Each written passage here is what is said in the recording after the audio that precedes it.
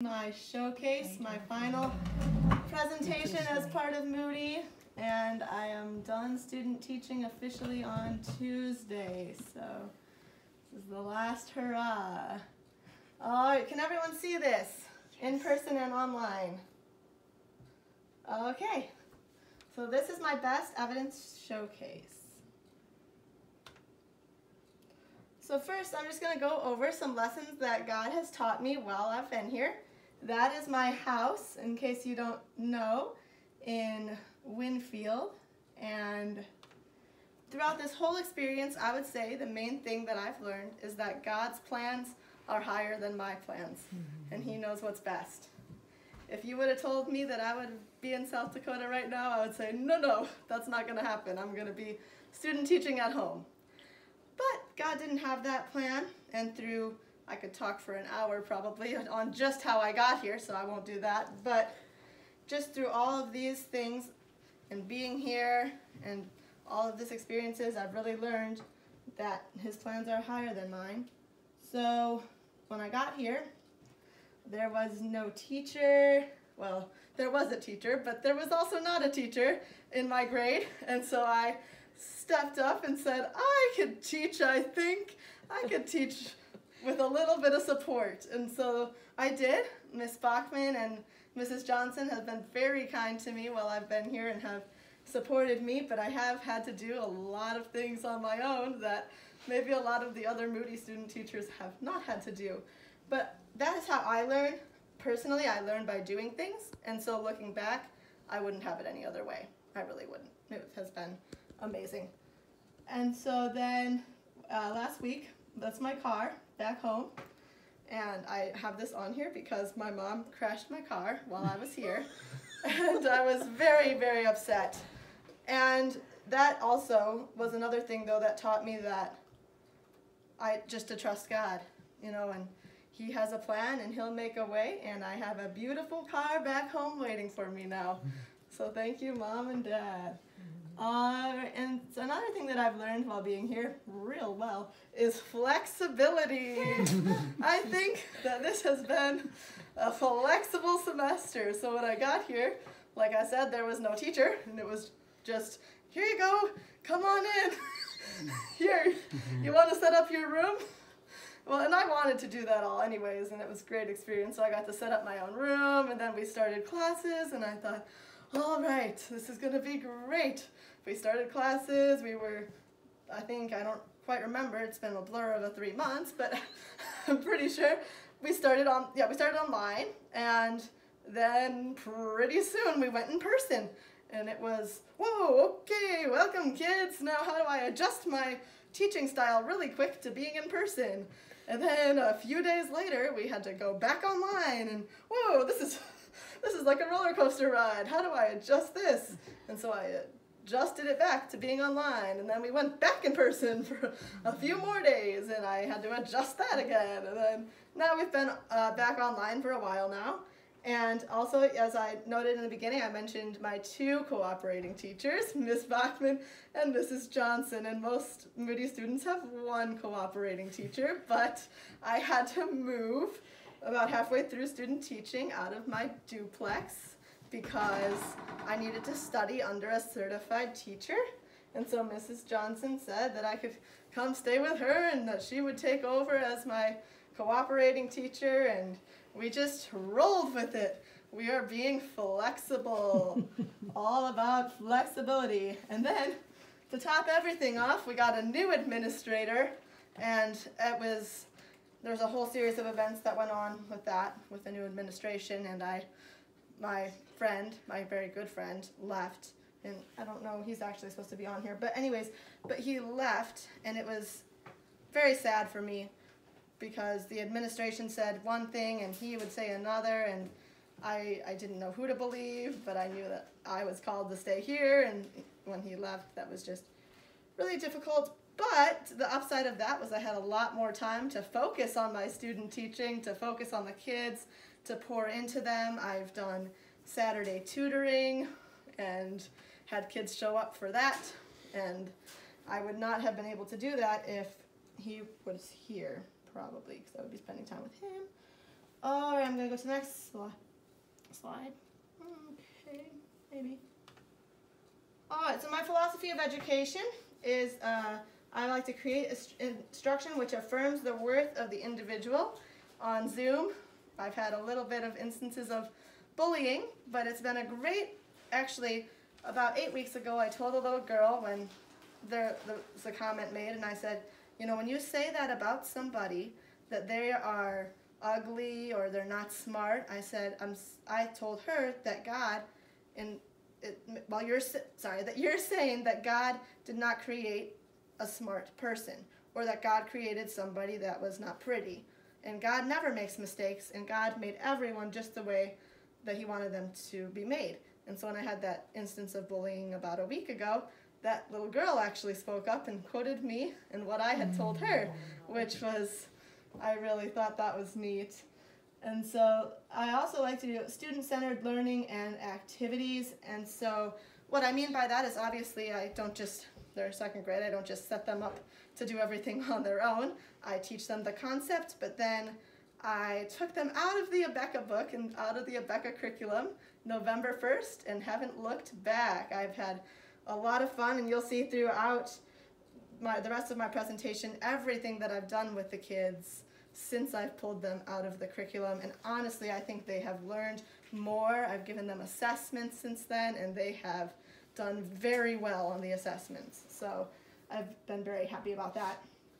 Another thing is the integration between subjects, and maybe Ms. Bachman will laugh at this one, but Abeka doesn't do a wonderful job of integrating subjects. So when I said goodbye to the curriculum on November 1st, I was able to do a lot more of that because I wasn't tied down to this curriculum that, and you know, maybe you used Abeka when you were a kid, or I think my mom used it with me, but I'm just not a big fan of it. But that's not what this presentation's about, so I'll move on from bashing that. But I do believe in integrating between subjects, and I'll talk about that more.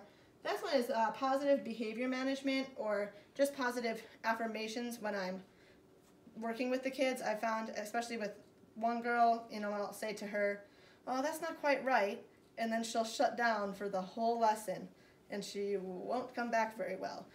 But then I tried to say, well, why don't we think this through? Can you tell me how you came to that answer? And she'll start to think about it, and about 4 out of 5 times, and I just started this recently, but about 4 out of 5 times she'll come to her own conclusions of why she got it wrong. And so that really helps her to be encouraged.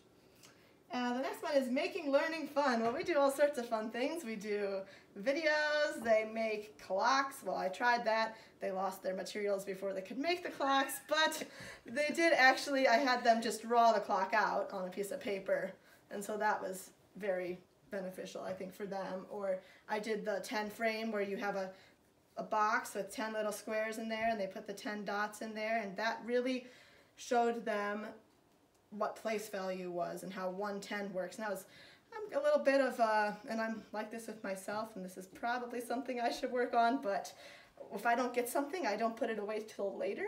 I work on it and work on it and work on it until it's done. And so that's kind of, we did do some different things between the place value, but I thought that was really important for them to understand, so I did keep on coming back to that. The next one is a scaffolded approach, and so like I mentioned, you know, I will tell them something, then we'll do it together, we'll work, and then after we're done working it together, they'll do some problems on their own. And then the last one for this slide is differentiation, and I've done a lot of differentiation, and that has been really good for the students and also really time consuming for me. I have the kids on 3 different spelling lists, 3 different reading groups, I was going to put them in 2 different math groups, but the child that was going to go into the other math group hasn't been there in the last few days, so I haven't had a chance to do that yet. Alright, so this is the in-task standards. There's 10 of them, and I need to go through all of them and how I met them. So this is the teacher understands how learners grow and develop. And basically that I recognize that depending on the age, how they learn might vary. And so to vary my instruction, depending on physical and social, emotional learning, and developing appropriate and challenging learning experiences. So we do, in second grade, they're very visual. They like to see everything and to feel it. And so I do a lot of songs. And actually, I had this song playing today, and I had a different song playing the other day because I play different songs.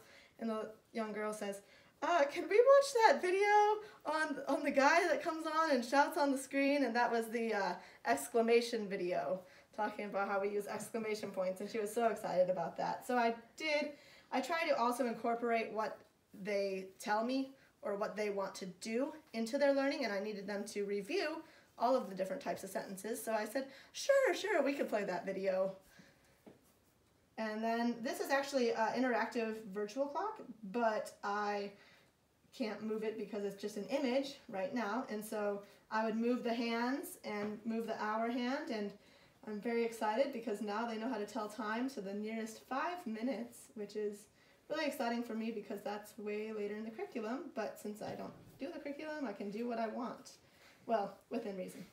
All right, the next, and then this is here is a die, and that's also a virtual die, but I can't do that either.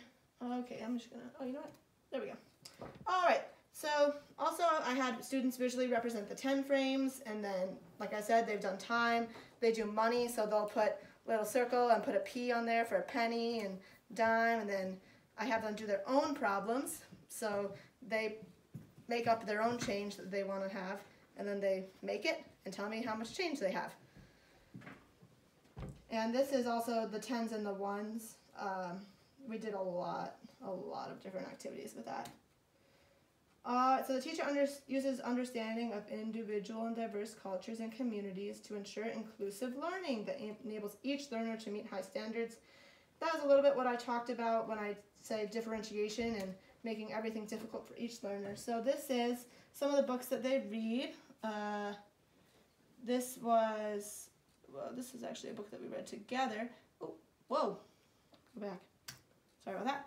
All right, and this is Noodlehead See the Future, and I just want to talk about this book because I had a student that, she said that she liked reading, which was odd to me because she didn't really want to read all that much.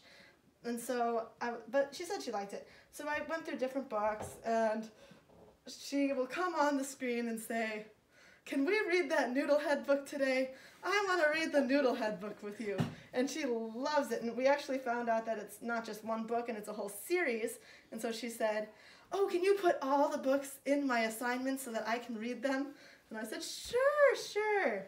So just to see that love of reading come, and she's making great progress right now. And then this is another kid. He's in kindergarten. Well, he's in second grade, but he's in kindergarten reading level. And one thing that I really do like about virtual instruction is that I have a chance to work with one-on-one or in small groups, and they don't see what the other students are working on while they're working on their instruction. So he loves reading. He's halfway through kindergarten, but he loves my books. But I'm afraid that if we were in person, it might be a little bit different because he might be discouraged when he sees everybody else reading at such high levels. And actually, he's come a long way with his reading. And this is my advanced student. He's in 4th grade reading. And so I try to challenge him as well. He reads about tornadoes. I'm actually very surprised, but a lot of my kids like to read science books and social studies. And so that's fun too. This is the differentiated spelling lists, and this is my highest spelling list, and this is the lowest spelling list. And so, like I said, I try to meet them where they're at. If this is what they can do, this is what they can do. But he is coming a long way. As I've been reading with him, words that he couldn't spell or that were hard for him at the beginning are easy now because he's getting that exposure to books, and he's reading, and he's becoming familiar with the words. So he's actually improving a lot.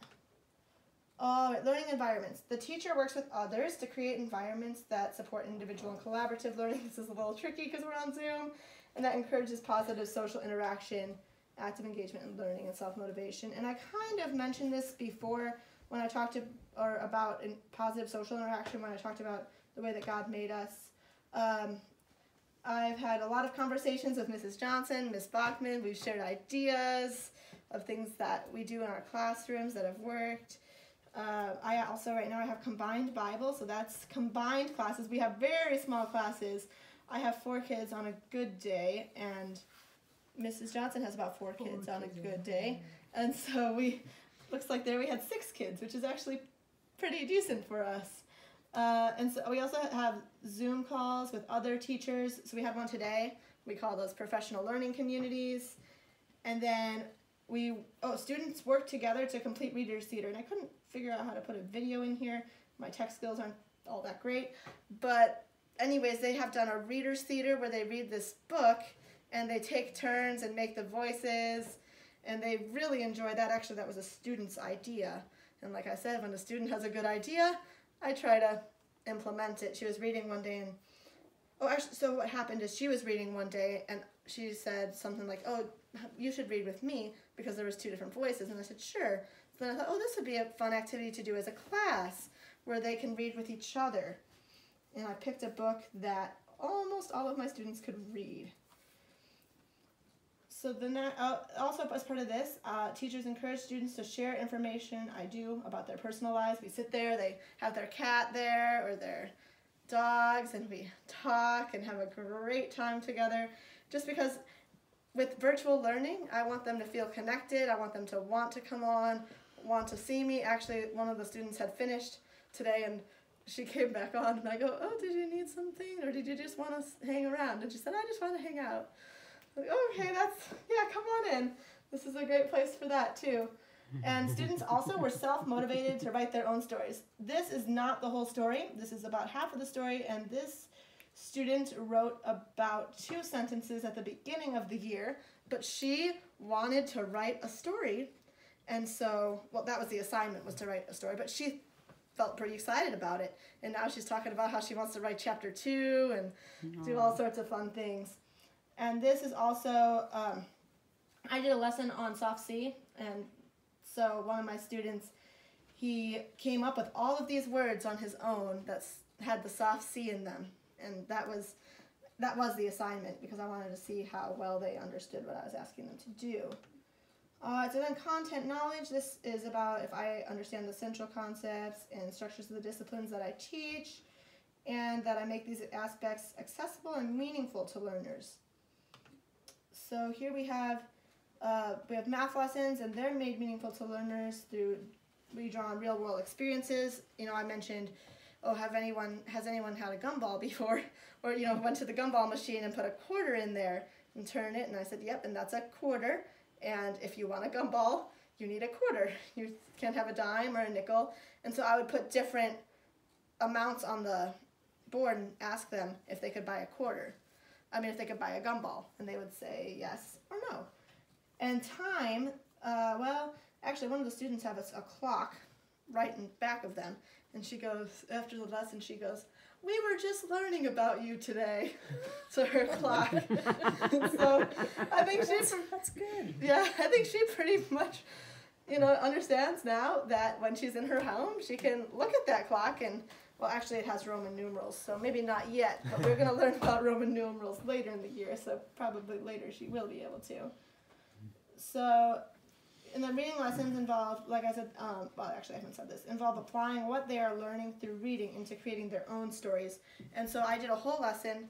Actually, I asked Miss Bachman when she went to the school to get the reading, or I asked Amy, my roommate Amy, to get the book from Miss Bachman with the reading curriculum, and I got the book, and I was sorely disappointed because it basically just said, read these pages in the book. And I thought, what kind of reading curriculum is this?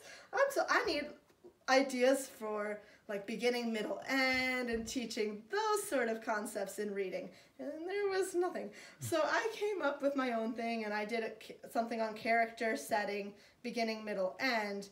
And then at the end of that unit, to tie it all up, I had them write their own stories. And so that's her whole story, I believe. And it's a little bit difficult, I will admit, to edit students' work online.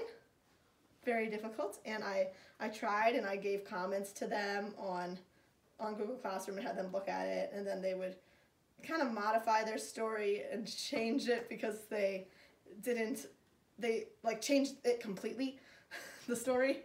And so it would have other errors because they changed it completely. And I was like, just get the one that you did yesterday. And they just got whatever one. But, you know, they're writing, and they're coming a long way because they're writing. So handwriting also involves creating projects. So the book, according to the book, it's just, here's A, here's B, here's C, write what it says. And I thought, okay, they've already learned all that. I want them to now apply this knowledge in deeper ways than just copying. So we've done a lot of handwriting activities. And I asked them what they want to be when they grow up, and they actually really enjoyed that. She says that she wants to be a teacher, and he said he wants to be a soldier. So I thought that was neat. And then in phonics, they applied the rules they are learning to their handwriting. So, and spelling is made meaningful through handwriting too. You know, when they're writing things, sometimes they'll ask, oh, how do I spell that? Or how do I spell this? And then they can spell it the same way throughout their writing and gain a better grasp of how they're spelling. All right, application of content. The teacher understands how to connect concepts and use differing perspectives to engage learners in critical thinking, creativity, and collaborative problem solving. So this is how I've gotten resources, a lot of resources, and maybe after this presentation here, some teachers will ask me about these resources because I haven't shared all of them. This is Get Epic, and this is what I use for reading. It's not a Christian curriculum, and I will talk about that a little bit too, but I do like it because they can sit there with their book, and I can sit there with my book and watch what they're doing and hear them reading, and if they're making mistakes, I can correct them. And to be honest, I'm just going to be honest, I forgot the reading books when I first came out here to Leota's house, Mrs. Johnson's house, so I thought I need something to do with the kids because we can't just not do reading. And since then, I've had plenty of opportunities to go back and get the books, and I've chosen not to because I do find this way of reading more effective. And this over here is extra math. A lot of these students really struggle with their addition facts, subtraction facts, and multiplication facts when you get up to 4th grade in Mrs. Johnson's class, I've noticed. And I've also noticed some 4th graders counting with their fingers because they have not yet mastered those facts. And so I have implemented this into my curriculum at least a couple times a week, and it does seem to be helping. They enjoy it. The guy is funny, and he comes on, and they can type it with him and have contests with him to see if they can beat him in getting the math facts. And then when they get the math fact right, they get a smiley face. So it seems to be really helping. This is also, over here is Teachers Pay Teachers. That's a great resource. I use that quite a bit to gain something besides workbooks and stuff like that to do. Over here is Boom Cards. That's super fun. That's interactive. You click on the card and it'll like read you. Or this card, this was when we were studying punctuation. And so it gave you a sentence and it says, what should I put at the end? And on the card it had a period, a question mark, or an exclamation mark. And you drag the mark and put it in the box and it would say correct. And they really enjoyed that.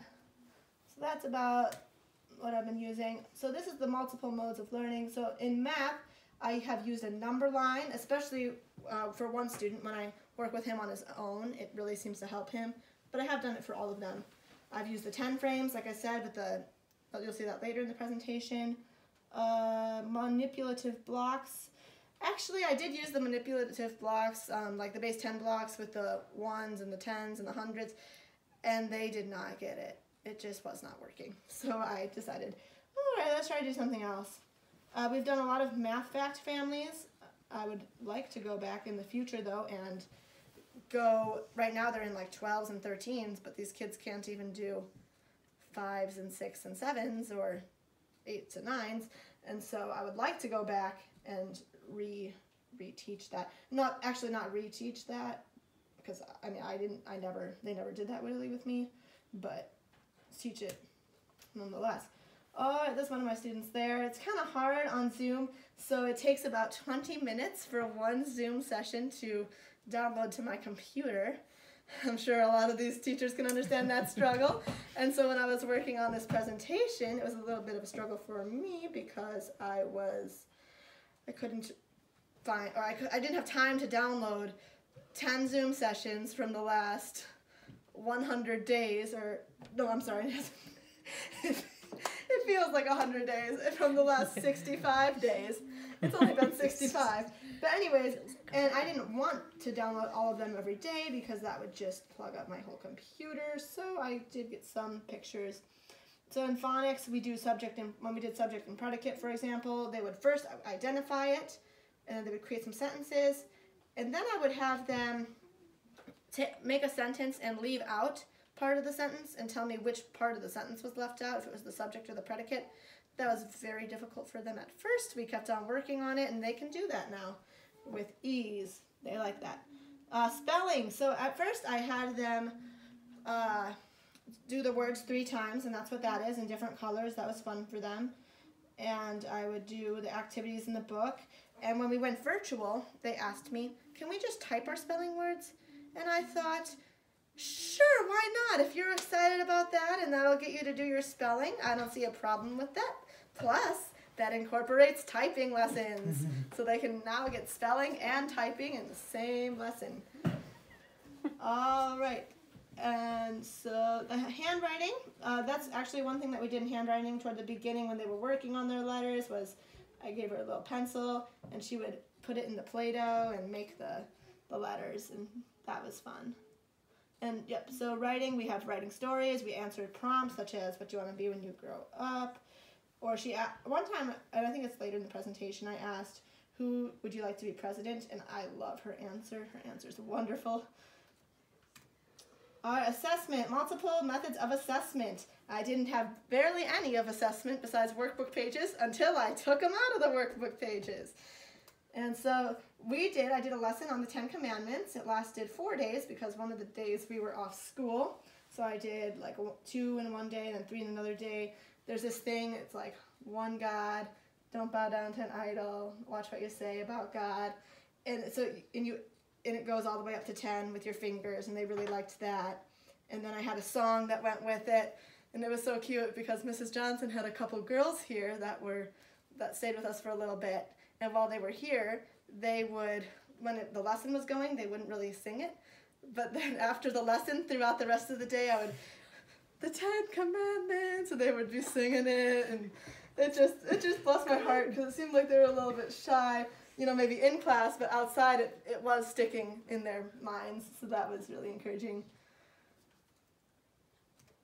Math assessments include solving problems. They did regrouping. They created and solved their own less than and greater than problems. That was while we were in school. Actually, they picked numbers and they put them in 10 frames. We've done a lot of different things. Phonics assessments includes writing their own sentences with phonics words in them. And that's some of the assessments that I've done where I gave them words and then they have to put, if the word was rob, they'd have to change the word and put the suffix on, robbing, and then make a sentence. And they did very well on that too. Let's see. I plan instruction that supports every student in meeting rigorous learning goals by drawing upon knowledge of content areas, curriculum, cross-disciplinary skills, and pedagogy, as well as knowledge of learners in the community context. Yes, so lessons are based off of previous lessons and knowledge. They are now. It wasn't as much at the beginning, but they are now. So here we have the characters, the day that I talked about characters. And I went through a story and told them the characters in it. Then we practiced it together. And then this one he did on his own. And then after a while, he actually got into that. They think of rhyming words, and then they're supposed to write a poem. That still needs to come in. Spelling is also based off of previous words. So I do have one advanced speller, and I'll say to him if he's struggling with a word, well, do you know how to spell this? And he'll say yes, and he'll spell it. And then I'll say, well, this word's just like that.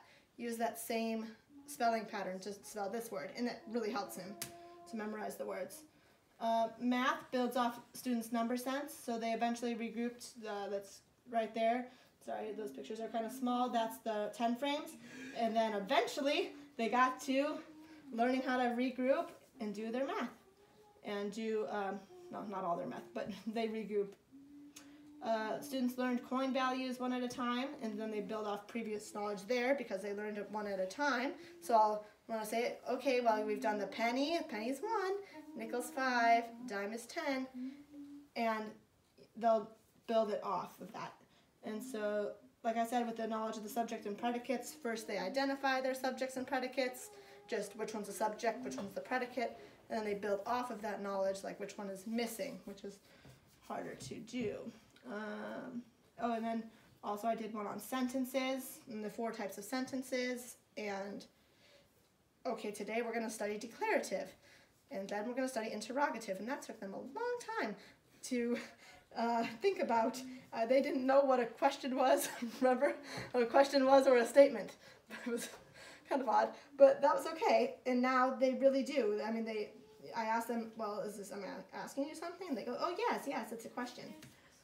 Let's see, lessons include cross-disciplinary approaches. Yep, also after reading a book, students create their own books, for example. So that's reading and writing. They read the book, and then they can create their own book. Or I've had them the last couple days read a book and then summarize. They write what that story was about. Spelling, students, like I said, they learn more about spelling through their reading and writing. So when they're reading and writing, it's authentic and they can learn how to spell. Phonics, they learn phonics rules through spelling too, and they learn spelling through phonics. It's kind of goes hand in hand. When you learn spelling words, I try to say, like, for this week, for example, they had a lot of neighbor, sleigh, and that E-I-G-H, and I said, see, in your spelling words, it's all E-I-G-H. Sleigh, neighbor, and it's the same sound. And to bring it back to phonics then. Bible also is integrated into spelling through the use of Christian words and vocabulary. And also, Bible is integrated, even if it's secular reading material. And this is the book that they're supposed to use to do a poem, but they haven't done that yet. All right. So this is reading also, and this is how they integrate science into the curriculum. This is how I do it. And so they read a book, and it talks about dragonflies, so they get to learn something about dragonflies. Let's see. All right, so for spelling, like I use a variety of different instructional strategies. So I have this one, which actually Ms. Bachman taught me, which was the tall letter, short letter, and he seemed to really understand that. And then when I was in person, I had them write it 3 times. I also have them write sentences in phonics and have them write their own sentences. In math, this is all one concept. So I had them do 10 frames, the base 10 blocks, which they didn't understand, and this up here, which they also understood, where you break down a number into their 10s and 1s. And also for reading, I would either do one of 2 things. I'll read it first, then read it together, which is kind of difficult to do on Zoom because of the echo. And I also tried to do it where they could read aloud with the Get Epic person that read the book. And that didn't seem to work either because they were struggling to keep up with the person that was reading the book. But I did try that. And I also try to do easy enough books for them that they could do on their own. And I'm going to run out of time. The teacher engages in ongoing professional learning. Yes, and it uses evidence to continue to evaluate his or her practice. So here's my evidence to adapt needs. Or actually, this is one student's handwriting assignment. This is the other student's handwriting assignment. For them, it's really difficult for them to write just words. So that is a good and rigorous activity for them. For the other student, well, she can write words, so she needs to be writing sentences. So I have that for her. And also, this was how I used my evidence to adapt needs. It's just one example. And so this was how it was at first. I stopped the train. And this is wrong, and I'm showing it on purpose. It's I-S-T-O-P-E-D. It's supposed to be a double P, stopped the train. And so when she did it like that, I thought, I went at the Abeka curriculum. I was in the Abeka curriculum at that point. And I thought, they went over that really fast and taught like multiple endings at one time. And so I'm not surprised that she didn't understand that. So I went back. This is the same student's score a week after I had went back and done it with her. She got 100 on all of these. So I went back, retaught it, and then she was able to do it. I share information with my colleagues. They might be able to tell you all about that. I have done Get Epic, and I've mentioned that with my colleagues. I've talked about extra math a little bit with my colleagues. I taught Mrs. Johnson during the first couple weeks of school how to use some of the different features. And so I told her how to archive classes, and I actually haven't done this one yet, but I will have to do that in the next couple days, how you can show your student, how to display overall grades. I have taught her that, but I do need to teach you how to show it so that your students can see their grades still. All right. Professional learning. So I read part of the principal's dissertation yesterday while I was in the principal's office for 9 hours learning from her, which was very beneficial. It was a long day, but I'm so glad I took the time to learn from her. She has a wealth of knowledge, and I was really happy. And this is also one thing I watched, Leading Virtual Clusters, and that was great, and that was supposed to be deleted. All right, so the last one is leadership and collaboration, and collaborating with learners, families, colleagues, everyone. And so I became the teacher, like I said, during the first weeks of school, and I took all the responsibility, or most of the responsibility, for student learning and putting the grades in. And Miss Bachman was very kind and did do the attendance for me. And I have since had to take over that as well because we're not together anymore, so I've been doing my own attendance. Also today I engaged in professional collaboration with my other colleagues, and I was able to lead the discussion today, which was very fun. I was very glad that I got the opportunity to do that. I also partner with parents to assess their child's growth, and I work with them to provide support and intervention.